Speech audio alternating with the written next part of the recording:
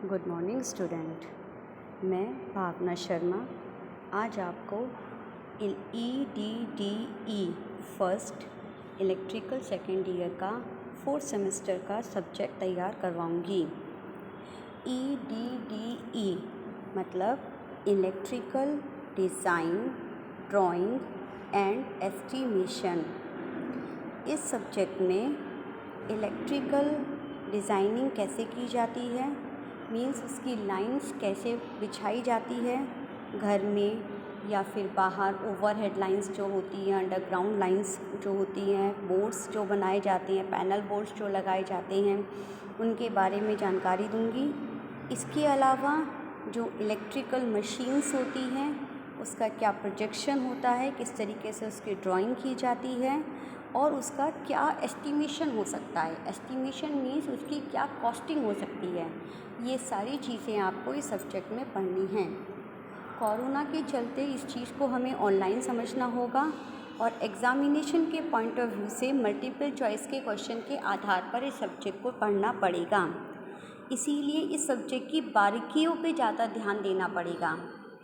सबसे पहले मैं आपको सब्जेक्ट के कंटेंट्स यानी विषय सूची बता दूं कि इसमें हमें पढ़ना क्या क्या है।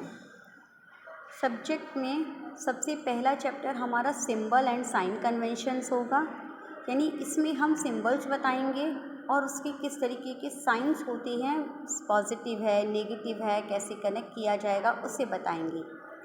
Next wiring diagram. Wiring diagram कैसे बनाया जाता है सबसे पहले ड्राइंग करके बताएंगे, कौन सी चीज़ कहाँ कनेक्ट की जाती है। थर्ड में panel and distribution board. Panel board में कौन सी चीज़ कैसे कनेक्ट की जाती है, उसमें क्या क्या चीज़ें कनेक्ट होती हैं, कनेक्शन कैसे दिए जाते हैं। Orthographic projection of simple electric parts. कुछ इलेक्ट्रिकल पार्ट्स के प्रोजेक्शंस कैसे होंगे, उसके डायग्राम्स कैसे होंगे उसको बताऊंगी मैं इमेजेस के द्वारा। Wiring diagram and block diagram बताया जाएगा। 6th चैप्टर से इस चैप्टर का नया रूप स्टार्ट होगा। अब तक जो हमने पढ़ा था उसका एस्टिमेटिंग और कॉस्टिंग क्या होगी उसके बारे में इंफॉर्मेशन दी जाएगी। मीन्स उसका अनुमान, मूल्यांकन हम कैसे लगाएंगे और उसकी क्या क्या कॉस्ट हो सकती है। डिपेंड करेगा वायरिंग कितने प्रकार की है, डिपेंड करेगा एस्टिमेटिंग कॉस्टिंग के ऊपर, डिपेंड करेगा इंडस्ट्रियल इंस्टॉलेशन। इंडस्ट्रियल इंस्टॉलेशन के मतलब है कि आपको मशीन को कहाँ पे इंस्टॉल करना है, उसकी कौन सी लोकेशन है, उसको ले जाने का खर्चा और किस तरीके से इंस्टॉल करेंगे वो सारी चीज़ें। Estimation of service connection. कोई भी मशीन आप जब लगवा रहे हैं तो उसकी सर्विस के क्या चार्जेस हो सकते हैं उसका मूल्यांकन करना होगा। Estimation of the overhead and underground lines. पहले तो ओवरहेड लाइंस पर चलती थी, अभी भी चलती हैं, लेकिन कुछ जगह पर अंडरग्राउंड लाइंस भी शुरू हो गई हैं, तो उसका मूल्यांकन क्या हो सकता है, उसका मूल्यांकन करने पर क्या कॉस्ट आएगी। इसके अलावा टेंडर, डॉक्यूमेंट्स, इन सब के बारे में जानकारी मैं आपको इसमें ऑनलाइन क्लासेस के माध्यम से दूंगी। सबसे पहले थोड़ा सा ओवरव्यू दे देते हैं इस विषय सूची के आधार पर, इस कंटेंट्स के आधार पर। सबसे पहले मैं आपको इमेजेस के आधार पर सिंबल्स बताऊंगी। कुछ कॉमन इलेक्ट्रिकल सिंबल्स होते हैं जिसको हमें समझना, पहचानना ज़रूरी होता है। ये इस डायग्राम के माध्यम से मैंने यहाँ पर आपको शो कर रही हूँ कि किस तरीके के सिंबल्स होते हैं। जैसे ये जो अपनी डार्क लाइन जा रही है ये आपका कनेक्टिंग वायर है, दूसरी वाले में जॉइंट दिया हुआ है, तीसरे वाले में वायर के ऊपर से वायर जा रहा है। सेल का फर्स्ट अगला जो पिक्चर है वो आपका फर्स्ट सेल का है, नेक्स्ट में 2 सेल है, तो ये बैटरी का सिंबल दिया जा रहा है। कहीं कहीं आपका इंडक्टिव कॉइल का सिंबल है, कहीं कहीं आपका वेरिएबल रजिस्टर का सिंबल है, कहीं कहीं आपका ट्रांसफार्मर का सिंबल है, सब इसमें लिखा हुआ है। तो इसके बारे में विस्तार से हम पढ़ेंगे ऑनलाइन क्लासेस में। यहाँ पर सिर्फ आपको ओवरव्यू दिया जा रहा है जो इस चैप्टर में हमें पढ़ना है। This is the overview of the first chapter, यानी कॉमन इलेक्ट्रिकल सिंबल्स को हमने फर्स्ट चैप्टर में पढ़ना है, उसकी इन्फॉर्मेशन लेनी है, उसका सिंबल कैसा होता है, कैसे कनेक्ट किया जाता है, एमीटर सीरीज़ में कनेक्ट होता है, वोल्ट मीटर पैरेलल में कनेक्ट होता है, ये सारी इन्फॉर्मेशन हम यहाँ पर आपको देंगे। नेक्स्ट, ये आपका एग्जाम्पल मैंने लिया है एक वायरिंग डायग्राम का। यहाँ पे मैंने ये वायरिंग डायग्राम का एक पिक्चर दिया हुआ है। नेक्स्ट चैप्टर में वायरिंग डायग्राम को पढ़ा जाएगा कि किस तरीके से कौन से वायर से कौन सी चीज़ कनेक्ट की जाती है, कौन सी चीज़ सीरीज़ में कनेक्ट होती है, कौन सी चीज़ पैरेलल में कनेक्ट होती है। आप अपने घर में अगर वायरिंग कर रहे हैं तो किस तरीके से वायरिंग करेंगे, सीरीज़ में करेंगे, पैरेलल में करेंगे, ये सारी डिटेल आपको चैप्टर वाइज मिलेगी। उसके बाद यहाँ पर मैंने एक पिक्चर ली है पैनल बोर्ड।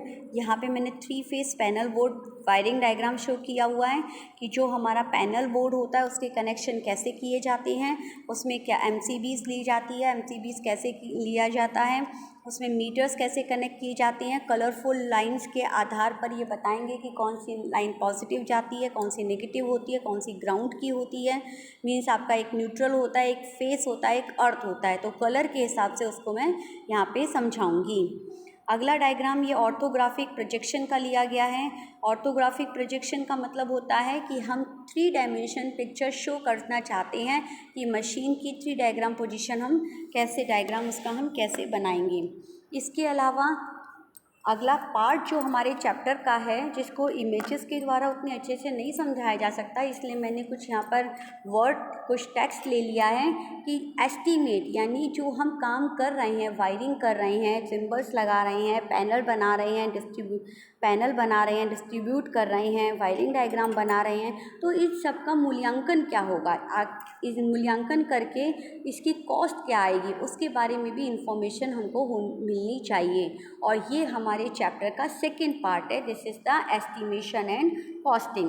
यहाँ एस्टिमेशन कॉस्टिंग में आपको सब चीज़ की एस्टिमेट करना पड़ेगा, यानी वायरिंग डायग्राम का क्या एस्टिमेट करके हम क्या कॉस्ट लगा सकते हैं।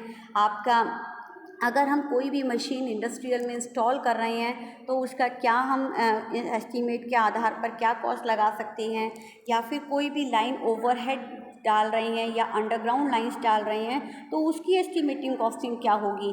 तो इस तरीके से इस चैप्टर में ये जो हमारा सब्जेक्ट है, ये सब्जेक्ट हमारा 2 भागों में बटा हुआ है।